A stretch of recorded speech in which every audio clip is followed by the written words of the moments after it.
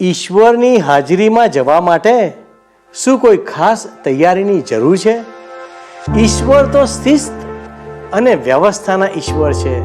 તેથી જ્યારે પણ ઈશ્વરની હાજરીમાં જઈએ ત્યારે પૂરી સભાનતા અને ગંભીરતા સાથે જઈએ, જેથી ઈશ્વરને સંપૂર્ણ આદર મળી શકે.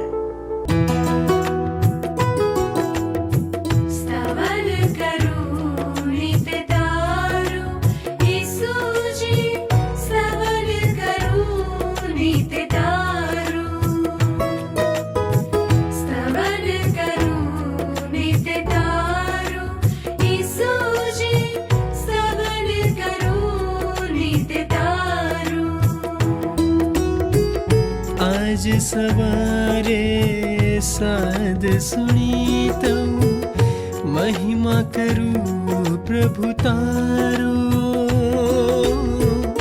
महिमा करूं प्रभु तारो, स्तवन करूं नित तारो.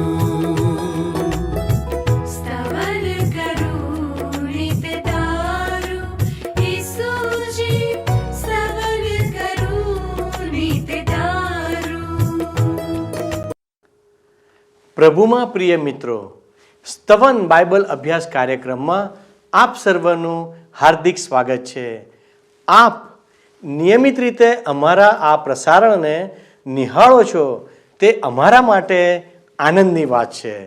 અમને આશા છે અમારો આ કાર્યક્રમ આપને ઈશ્વરના વચનો સમજવામાં મદદરૂપ બની રહ્યો હશે. ઘણા દર્શક મિત્રો અમને ફોન દ્વારા સંપર્ક કરી રહ્યા છે અને તેઓ અમારી સાથે ઈશ્વરે આપેલ આશીર્વાદોની વહેંચણી કરી રહ્યા છે. જ્યારે અમે અમારા દર્શક મિત્રોના વિચારોને પ્રાપ્ત કરીએ છીએ ત્યારે અમને ખૂબ જ આનંદ થાય છે. વહાલા દર્શક મિત્રો, જો તમારી પાસે આવી આશીર્વાદની કોઈ બાબત છે તો અમારો સંપર્ક મહેરબાની કરીને કરશો અને અમને આપના આશીર્વાદના ભાગીદાર બનાવશો. વહાલા દર્શકો, હાલમાં આપણે સ્તવન કાર્યક્રમમાં નિર્ગમનના પુસ્તકનો પદ્ધતિસર અભ્યાસ કરી રહ્યા છીએ. ગત અભ્યાસમાં આપણે મુલાકાત મંડપ અને તેની રચના વિશે અભ્યાસ કર્યો અને એ મુલાકાત મંડપ પ્રભુ ઈસુના જીવનને કેવી રીતે લાગુ પડે છે તે વિશે શીખ્યા. હવે આપણે 27મા અધ્યાયમાં પ્રવેશ કરી રહ્યા છીએ. આ અભ્યાસમાં આપણે આજે કેટલીક વિશેષ બાબતો વિશે શીખવાના છીએ. આ બાબતો આ પ્રમાણે છે. પહેલું, મુલાકાત મંડપ માટેની પિત્તળની વેદી. બીજું, આ વેદીની રચના અને વેદીના પાત્રો. ત્રીજું, આ વેદી શાનું પ્રતીક છે? ચોથું, મુલાકાત મંડપનું આંગણું. પાંચમું, દીવી માટે તેલ. છઠ્ઠું, મુલાકાત મંડપમાં સેવા કરનાર યાજકોનો પોશાક.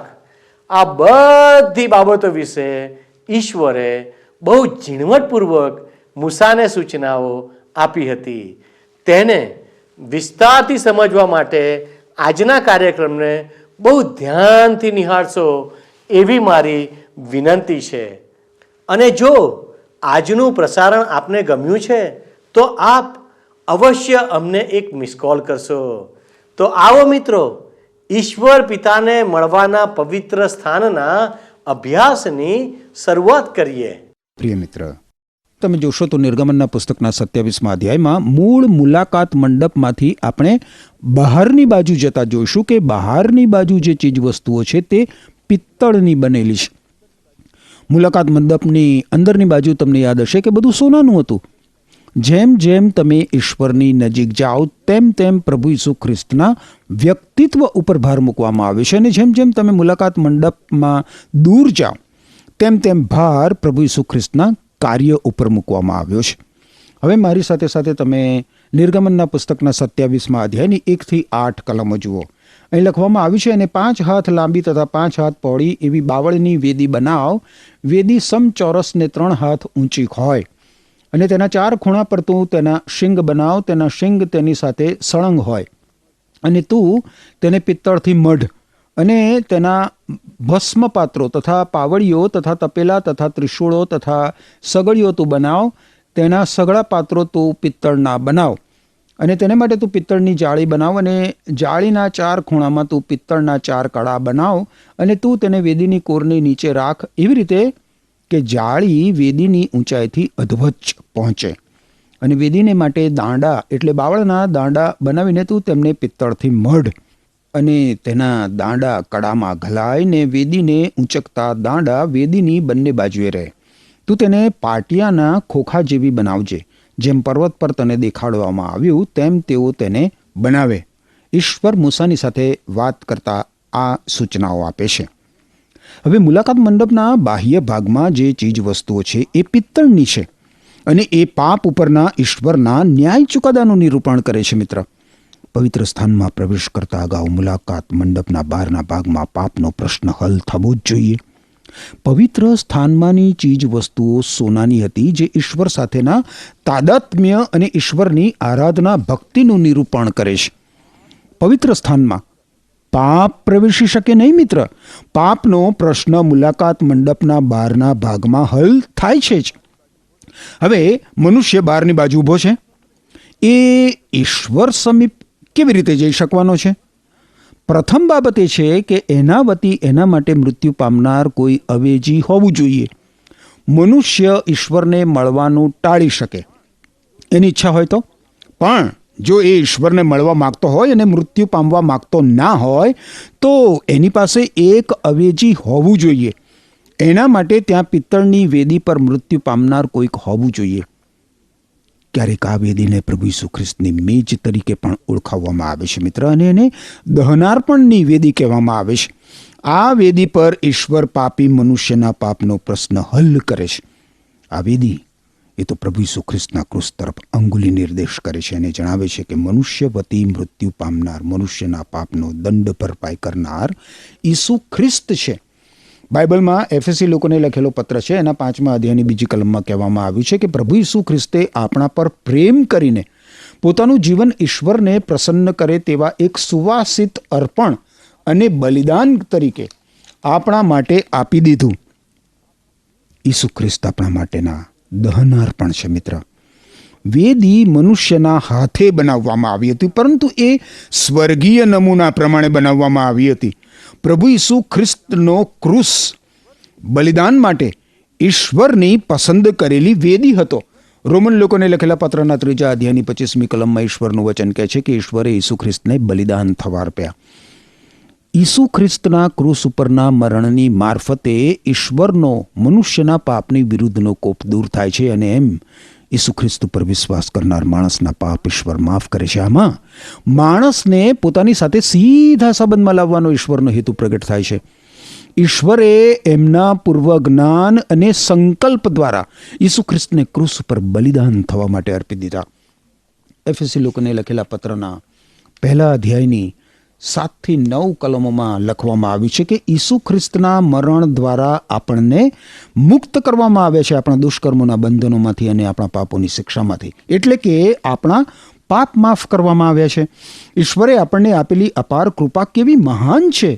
ઈશ્વરે તેમના સર્વજ્ઞાન અને આંતરિક દ્રષ્ટિ પ્રમાણે જે કંઈ નક્કી કર્યું હતું તે પ્રમાણે કર્યું, અને પોતાની રહસ્યમય યોજના જે તેમણે ઈસુ ખ્રિસ્ત દ્વારા પૂરી કરવાનું નક્કી કરી રાખ્યું હતું તે આપણને જાહેર કરી છે.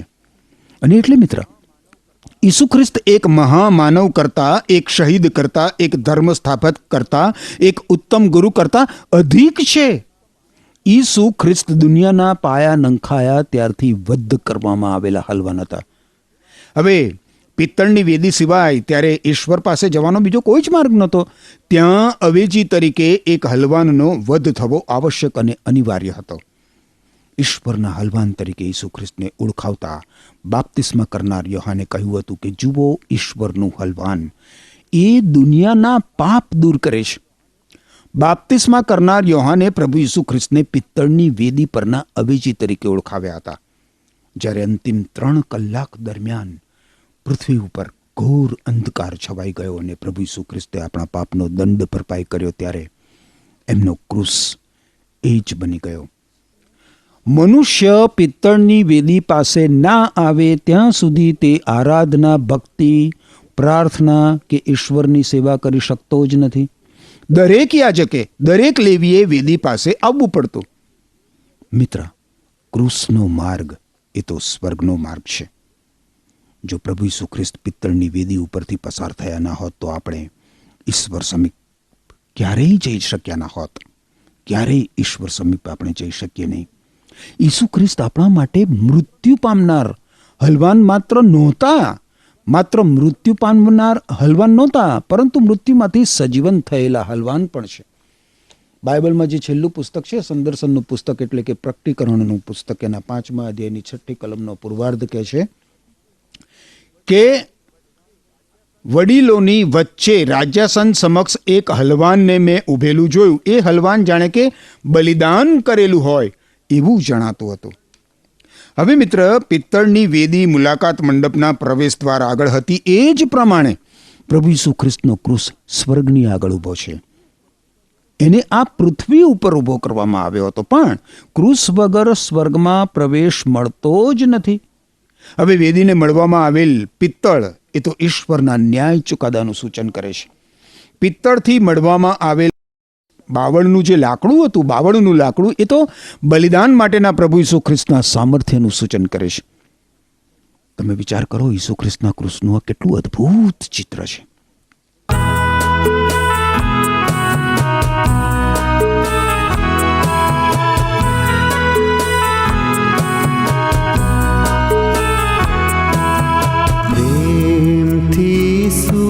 બોલાવે જલ્દી આવો, પ્રેમથી શું બોલાવે જલ્દી આવો, પામો મુક્તિ ખરી, આનંદથી ભરપૂર થાઓ.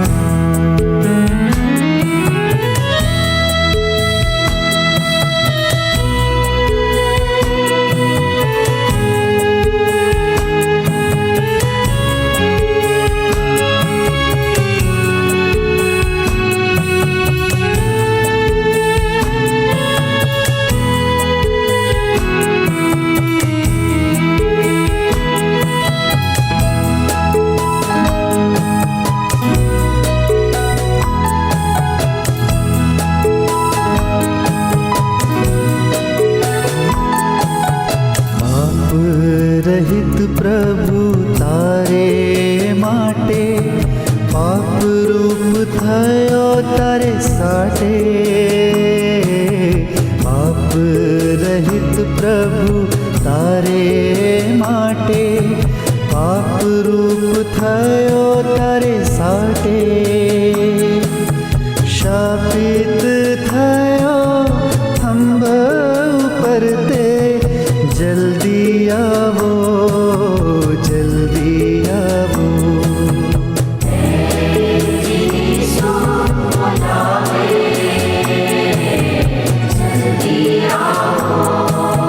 પ્રેમથી શું બોલાવે જલ્દી આવો.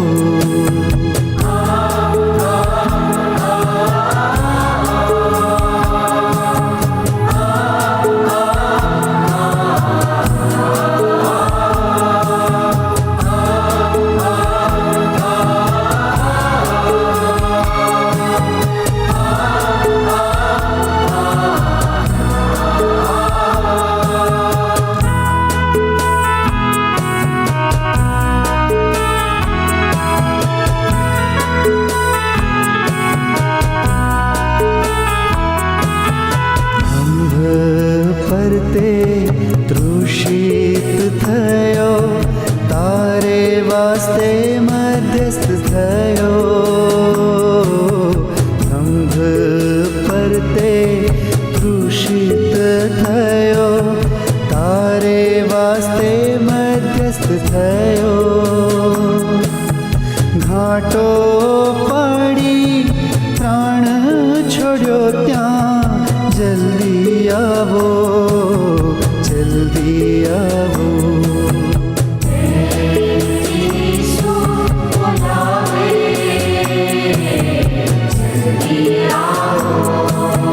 પ્રેમથી શું બોલાવે,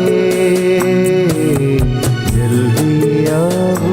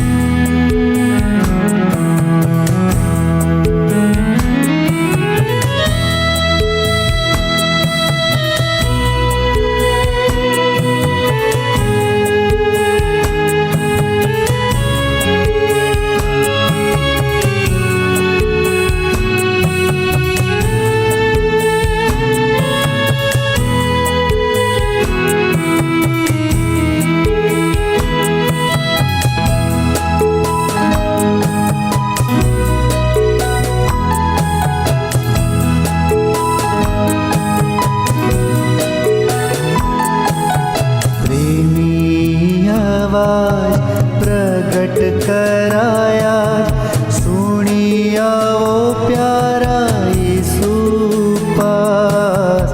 प्रेमी आवाज प्रगट कराया, सुनी आओ प्यारा यीशु पास.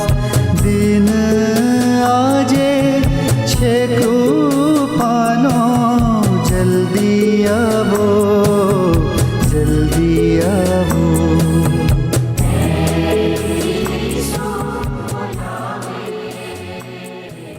નિર્ગમનના પુસ્તકમાં 27મો અધ્યાય 9 થી 19 કલમો હવે જોઈએ.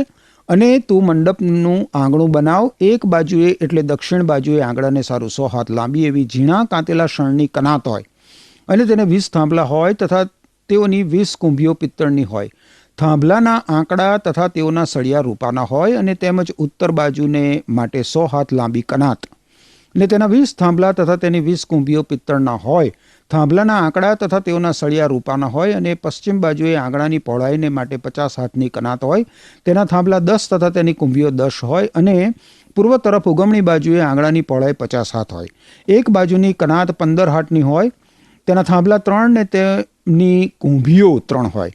વળી બીજી બાજુને માટે કનાત 15 હાથની હોય, તેના થાંભલા 3 ને તેની કુંભીઓ 3 હોય. અને આંગણાના ઝાંપાને માટે નીલ તથા જાંબુઆ તથા કિરમજી રંગનો તથા ઝીણા કાંતેલા શણનો બનેલો 20 હાથ લાંબો બુટ્ટાદાર પડદો હોય, તેના થાંભલા 4 ને તેઓની કુંભીઓ 4 હોય. આંગણાની આસપાસના બધા થાંભલાને રૂપાના સળિયા લગાડવામાં આવે, અને આંકડા રૂપાના ને તેમની કુંભીઓ પિત્તળની હોય. આંગણું 100 હાથ લાંબુ ને બધેથી 50 હાથ પહોળું ને 5 હાથ ઊંચું ને ઝીણા કાંતેલા સણનું હોય, ને થાંભલાની કુંભીઓ પિત્તળની હોય. મંડપના બધા કામમાં વાપરવાની સર્વ સામગ્રી પિત્તળની હોય. વળી તેની સગળી મેખો તથા આંગણાની સગળી મેખો પિત્તળની હોય. ફરી એક વખત આપણે જોઈએ છે તો પડદાનો રંગ સૂચિતાર્થ ધરાવે છે મિત્ર. નીલ રંગ આસમાની રંગ હતો, જે સૂચવે છે કે પ્રભુ ઈસુ ખ્રિસ્ત સ્વર્ગમાંથી આવ્યા હતા. કિરમજી રંગ ઈસુ ખ્રિસ્તના મનુષ્યત્વનું સૂચન કરે છે, અને માનવજાત માટે તેમણે વહેવડાવેલા રક્ત તરફ આંગળી ચીધે છે. જાંબુડો રંગ નીલ અને કિરમજી રંગનું મિશ્રણ હતો. આ રંગ રાજવંશ સૂચવે છે, જે દર્શાવે છે કે ઈસુ ખ્રિસ્ત રાજા છે. મુલાકાત મંડપના આંગણાના પ્રવેશદ્વાર માટે આ પડદો હતો, જેમાં થઈને લેવીઓ અને યાજકો પ્રવેશ કરતા હતા. મુલાકાત મંડપ ચારે બાજુથી શ્વેત શણના કાપડથી ઢંકાયેલો રહેતો હતો. આનાથી મુલાકાત મંડપની અંદરના લોકો અને બહારના લોકો જુદા થતા હતા. હવે આ 27મા અધ્યાયની પૂર્ણાહુતિ તમે જોશો ને તો બહુ જ રસિક છે મિત્ર. એમાં દીવાને સળગતો રાખવા માટેના તેલની વાત કરવામાં આવી છે. 20મી કલમ જુઓ. વળી બત્તીને નિરંતર સળગતી રાખવા માટે તું ઇઝરાયેલ પુત્રોને દીવાને માટે જૈતુન ફળનું પીલેલું ચોખ્ખું તેલ લાવવાની આજ્ઞા કર. અગાઉ મિત્ર બતાવ્યા પ્રમાણે તેલ એ તો પવિત્ર આત્માનું સૂચન કરે છે. બાઇબલમાં જૂના કરારના વિભાગમાં ઝખારિયા સંદેશવાહકનું પુસ્તક છે, એના 4થા અધ્યાયની 6ઠ્ઠી કલમમાં લખ્યું છે કે ત્યારે તેણે મને કહ્યું કે ઝરુબાબેલને યહોવાનું વચન એ છે કે પરાક્રમથી નહીં તેમજ બળથી નહીં પણ મારા આત્માથી એવું સૈન્યનો દેવ યહોવા કહે છે. ઝખારિયા સંદેશવાહકે દીપ વૃક્ષનું આવું અર્થઘટન કર્યું છે. પ્રકાશ આપનાર તો પવિત્ર આત્મા છે. આ પવિત્ર આત્મા પોતાના વિશે નહીં પણ પ્રભુ ઈસુ ખ્રિસ્ત જે વાતો કહે છે એ આપણને બતાવે છે. બાઇબલમાં નવા કરારના વિભાગમાં યોહાન અનુસાર શુભ સંદેશ છે, એના 16મા અધ્યાયની 13મી કલમ શું કહે છે જુઓ તમે. યોહાન અનુસાર શુભ સંદેશ 16મો અધ્યાય 13મી કલમમાં કહે છે કે સત્યનો આત્મા આવશે ત્યારે તે તમને સર્વ સત્યમાં દોરી જશે. પ્રભુ ઈસુ ખ્રિસ્ત પોતાના શિષ્યોને આ પ્રમાણે કહે છે. શું કહે છે? સત્યનો આત્મા આવશે ત્યારે તે તમને સર્વ સત્યમાં દોરી જશે, કારણ કે એ પોતા તરફથી બોલશે નહીં પણ જે તે સાંભળે છે તે જ તે બોલશે અને આવનાર બાબતો વિશે તમને કહેશે. તે મને મહિમાવાન કરશે, કારણ કે મારે જે કહેવાનું છે તે હું તેને કહીશ અને તે તમને કહેશે. પ્રભુ ઈસુ ખ્રિસ્ત આ પ્રમાણે કહેશે. મિત્ર, હવે આપણે 21મી કલમ જોઈએ. નિર્ગમનનું પુસ્તક 27મો અધ્યાય 21મી કલમ શું કહે છે? મુલાકાત મંડપમાં સાક્ષ્યકોષ એટલે કે કરારકોષ આગળના પડદાની બહારની બાજુએ હારૂન તથા તેના દીકરાઓ સાંજથી તે સવાર સુધી યહોવા આગળ તેની વ્યવસ્થા કરે. ઇસ્રાયેલ પુત્રોને માટે પેઢી દર પેઢી તે સદાનો વિધિ થાય. હવે સળગતી બત્તી એ તો ઈસુ ખ્રિસ્તનું સૂચન કરે છે, પણ હવે આ બધું બદલાઈ ગયું છે. મિત્ર, ઈસુ ખ્રિસ્ત સ્વર્ગમાં પાછા ગયા છે. બાઇબલમાં નવા કરારના વિભાગમાં પ્રથમ જે શુભ સંદેશ છે, માથ્યુ અનુસાર શુભ સંદેશના 5મા અધ્યાયની 14મી કલમ કહે છે કે હવે તમે અને હું દુનિયાનો પ્રકાશ છીએ. કોણ? તમે અને હું. માથી 5 અને 14માં લખ્યું છે, સમગ્ર દુનિયામાં ઈસુ ખ્રિસ્ત પોતાના શિષ્યોને, પોતાના અનુયાયીઓને આ પ્રમાણે કહે છે કે સમગ્ર દુનિયામાં તમે પ્રકાશરૂપ છો. પર્વત પર વસાવેલું શહેર છૂપું રહી શકે નહીં. હવે મિત્ર, તમે અને હું કાંઈ ઝાઝો પ્રકાશ બતાવતા નથી, માત્ર પવિત્ર આત્મા આપણો ઉપયોગ કરી શકે છે. સંદર્શનના પુસ્તકમાં પ્રભુ ઈસુ ખ્રિસ્તનું પ્રથમ દ્રશ્ય આપણને એ દિવ્યો મધ્યે ચાલે છે એ જોવા મળે છે. ઈસુ ખ્રિસ્ત મંડળીઓની સાક્ષીનો પ્રકાશ પૃથ્વી ઉપર સળગતો અને ઝળહળતો રાખવાનો પ્રયત્ન કરે છે. ઈસુ ખ્રિસ્ત પોતાના લોક સાથે કામ પાર પાડી રહ્યા છે. હવે આ સ્થળે હજી સુધી જે ચીજ વસ્તુઓનો ઉલ્લેખ નથી થયો મિત્ર, એવી 2 ચીજ વિશે તમને થોડીક વાત કરું. પ્રથમ ચીજ છે ધૂપવેદી, જેનો ઉલ્લેખ નિર્ગમનના પુસ્તકના 30મા અધ્યાયમાં કરવામાં આવ્યો છે. ઈશ્વરની આરાધના ભક્તિ કરવા માટે આ ધૂપવેદી દ્વારા આવવું પડતું હતું. હવે હજી સુધી જેનો ઉલ્લેખ નથી થયો એવી બીજી વસ્તુ એ પિત્તળનો હોજ છે. હોજ એ ઈશ્વરની ભક્તિ કરવા માટે માનવીને સ્વચ્છ કરતો હતો. પિત્તળની વેદી પાસે મનુષ્ય ઈસુ ખ્રિસ્તનો મુક્તિદાતા તરીકે સ્વીકાર કરતો અને પિત્તળના હોજ પાસે ઈશ્વરના પવિત્ર આત્મા દ્વારા મનુષ્યનું શુદ્ધિકરણ થતું હતું. એ પછી માનવીને અંદર જઈને ઈશ્વરની આરાધના ભક્તિ કરવાની પરવાનગી મળતી હતી. વારું મિત્ર, આપણે હવે નિર્ગમનના 28મા અધ્યાયમાં પ્રવેશ કરીએ. 28મા અધ્યાયમાં આપણે જોઈશું તો હારૂન અને તેના દીકરાઓને ઈશ્વરની સેવા કરવા માટે અલગ કરવામાં આવે છે. આપણે જોઈ ગયા છીએ મિત્ર કે મુલાકાત મંડપમાંનું દરેક દોરડું, રંગ અને પડદા વગેરે પ્રભુ ઈસુ ખ્રિસ્તના વ્યક્તિત્વ અને કાર્યનું સૂચન કરે છે. વ્યક્તિત્વ અને કાર્યનું. હવે મુલાકાત મંડપમાં જે લોકો સેવા કરવાના છે એ વિશે આપણે જોવાના છીએ. લેવીય લોકોને મુલાકાત મંડપની સાર સંભાળ રાખવાની હતી અને હારૂન તથા તેના દીકરાઓએ ઈશ્વરની સેવા કરવાની હતી. હારૂન એ પ્રમુખ યાજક તરીકે સેવા કરવાનો છે. 28મા અધ્યાયની પહેલી 2 કલમો જુઓ. વળી ઇઝરાયેલ પુત્રોમાંથી તું તારો ભાઈ હારૂનને તથા તેની સાથે તેના દીકરાઓને મારી આગળ યાજક પદ બનાવવાને માટે તારી પાસે તેડાવ. એટલે હારૂનને તથા તેના દીકરાઓને નાદાબ, અબીહુ, એલહાઝર તથા ઇથામારને તેડાવ અને તારા ભાઈ હારૂનને માટે ગૌરવ તથા શોભાને અર્થે તું પવિત્ર વસ્ત્રો બનાવ. ઈશ્વર મૂસાને આ પ્રમાણે સૂચના આપે છે. હવે પ્રમુખ યાજક તરીકે સેવા કરવા માટે હારૂનના વસ્ત્રો વિશિષ્ટ હોવા જોઈએ. પણ તમે જાણો છો મિત્ર, આ વસ્ત્રો પણ ઈસુ ખ્રિસ્તનું સૂચન કરે છે. આ વસ્ત્રો પવિત્ર હતા. હવે અહીંયા પવિત્ર શબ્દનો અર્થ આપણે સામાન્ય રીતે જે સમજીએ છીએ ને એવો નથી થતો, પણ પવિત્ર એટલે અલગ તારવવામાં આવેલા. પવિત્ર એટલે અહીંયા અલગ તારવવામાં આવેલા. આ વસ્ત્રો ઈશ્વરની સેવા માટે અલગ તારવવામાં આવ્યા હતા. ઈશ્વર માટે અલગ તારવવામાં આવેલી કોઈ પણ વસ્તુ પવિત્ર છે. ત્રીજી કલમ શું કહે છે જુઓ. અને જે બુદ્ધિવંતો છે એટલે જેઓને મેં બુદ્ધિના આત્માથી ભરપૂર કર્યા છે તે સઘળાને તું કહે કે હારૂનની પ્રતિષ્ઠા કરવા સારું તેના વસ્ત્રો તેઓ બનાવે, એ માટે કે તે મારી આગળ યાજક પદ બજાવે. હારૂનને પ્રમુખ યાજક તરીકેના મહાન સેવા કાર્ય માટે અલગ તારવવામાં આવ્યો છે. ચોથી કલમ કહે છે, ચોથી કલમ જુઓ શું કહે છે. અને તેઓએ જે વસ્ત્ર બનાવવાના તે આ ઉરપાત્ર તથા એફોદ તથા જામો તથા ચોકડીવાળો ડગલો, પાઘડી તથા કમરબંધ, આવા પવિત્ર વસ્ત્રો તેઓ તારા ભાઈ હારૂનને માટે તથા તેના દીકરાઓને માટે બનાવે, એ સારું કે તે મારી આગળ યાજક પદ બજાવે. અહીં મિત્ર ઈશ્વરની સેવા માટે ઉપયોગમાં લેવાના 6 વસ્ત્રો બતાવવામાં આવ્યા છે. આ વસ્ત્રો હારૂને પરિધાન કરવાના છે અને ત્યારબાદ એના પછી થનાર પ્રમુખ યાજકને તે આપી દેવાના છે. વારું ફરી મળીએ ત્યારે આપણે આગળ જોઈશું. વહાલા દર્શક મિત્રો, આજના અભ્યાસમાં આપણે દહનાર્પણ માટેની વેદી અને તેની રચના વિશે શીખ્યા.